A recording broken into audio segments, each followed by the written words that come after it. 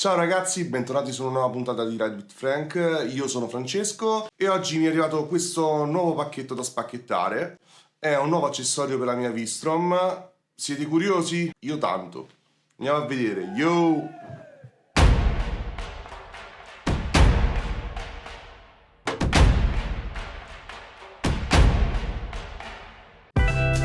Allora, eccoci qui. Andiamo ad aprire questo pacchetto.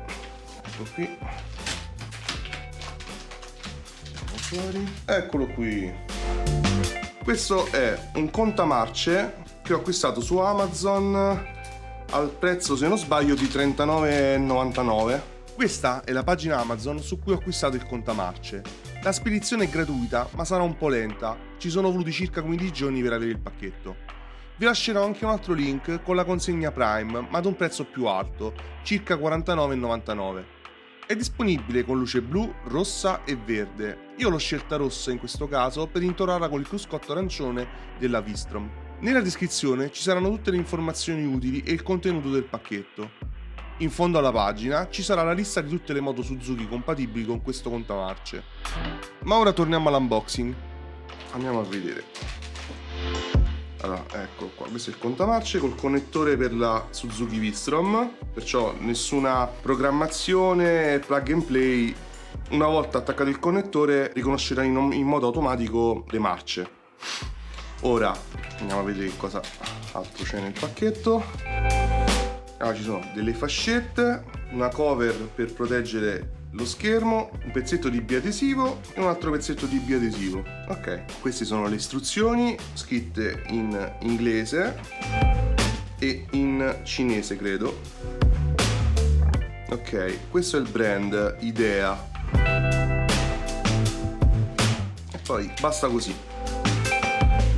È un accessorio molto utile soprattutto per i primi modelli della V-Strom sprovvisti di contamarce. Diciamo, non è un accessorio di quelli che se non ce li hai non puoi andare in moto, però una volta che ce l'hai ti può tornare molto utile. Allora, io direi di scendere giù in garage e andarla a montare. Andiamo! Allora, siamo qui in garage, adesso vi mostrerò direttamente come ho montato il contamarce sulla moto, perché è un procedimento più facile a farsi che a dirsi. Andiamo a vedere direttamente la posizione e il passaggio dei fili all'interno della V-Strom.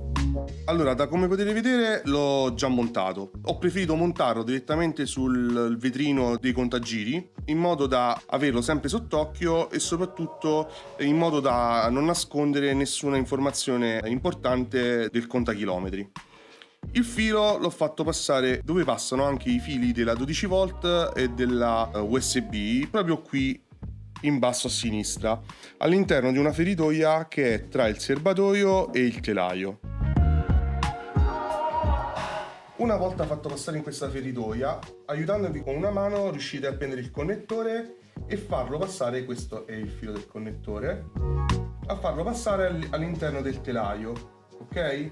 Questa è una parte fredda dove comunque non andrà a toccare la parte calda del motore.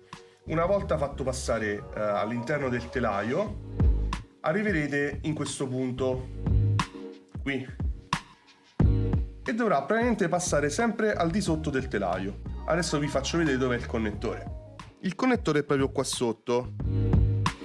Io non ho voluto smontare tutto il fianchetto perché dovevo togliere il maniglione, il portapacchi e ho preferito praticamente svitare questa vite qui e togliere i rivetti lì sotto e passare con le mani da qui. C'è anche un passaggio e ho unito i due connettori. Niente di più facile. Facendo attenzione a rimontare tutto in modo corretto, tiriamo la moto fuori dal garage e andiamo a vedere il risultato. Una volta montato il contamarce e unito al connettore della V-Strom, non ci sarà bisogno di nessuna programmazione. Il contamarce riconoscerà tutte le marce in modo automatico.